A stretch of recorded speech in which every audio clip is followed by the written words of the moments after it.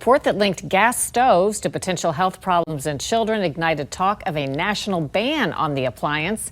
The House recently passed a measure to prevent any such ban. While that action is unlikely to survive in the Senate, some states are already moving forward on their own. Lisa Fletcher sorts through the debate. More than 40 million Americans cook with gas stoves. That little blue flame, now the source of a national debate over whether it possesses a serious health hazard and should be regulated or banned. There's been quite a bit of heated debate lately about gas stoves and potential government regulation. Those stoves might contribute to childhood asthma. Now they're coming for our stoves. You got to be kidding me. Richard Trumka Jr., a member of the Consumer Product Safety Commission, lit a match under the issue late last year during an interview with the U.S. Public Interest Research Group. Unfortunately, the vast majority of Americans have no idea that every time they cook, they could be subjecting themselves and their loved ones to toxic chemicals. I think we need to be talking about regulating gas stoves, whether that's drastically improving emissions or banning gas stoves entirely. Feeding the fire are studies supporting the toxicity of methane gas emitted from gas-burning appliances, including one from Stanford University, estimating gas stove emissions could produce as much pollution as 500,000 gas-powered cars over a 20-year period. Though the notion of an all-out ban was later walked back by the head of the Consumer Product Safety Commission and the White House, the president does not support banning gas stoves. Critics say the issue isn't about public safety, it's about politics.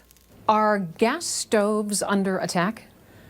I think it's fair to say gas stoves are under attack by the current administration and some radical climate groups. Republican Cathy McMorris Rodgers is chair of the House Energy and Commerce Committee.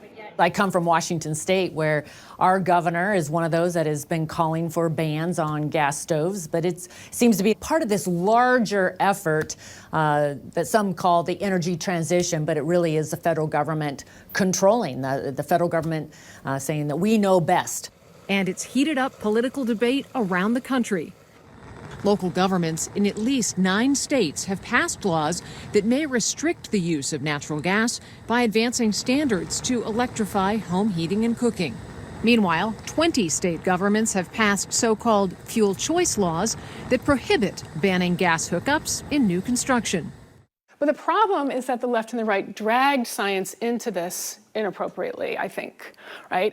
Liz Suhay is an associate professor of government and public affairs at American University in Washington, D.C. She studies the intersection of politics, science, and public attitudes.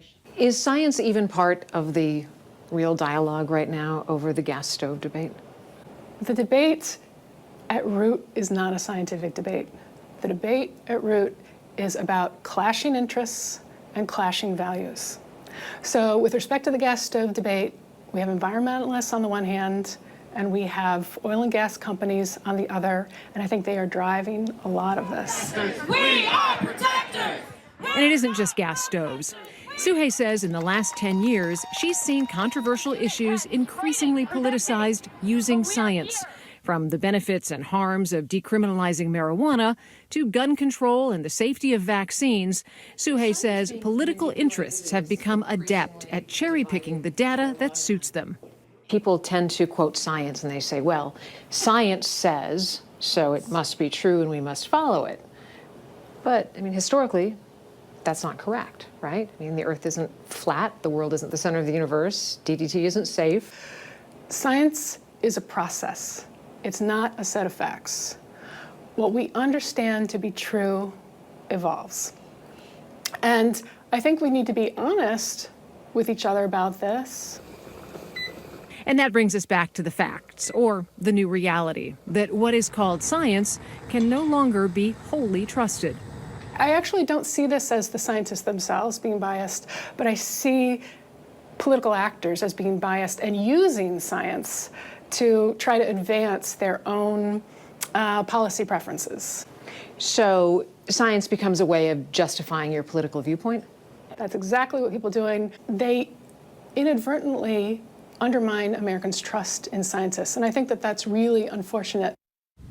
I think we find ourselves asking this all the time now. So how do you know which studies are being used to advance an agenda and which ones we ought to look at?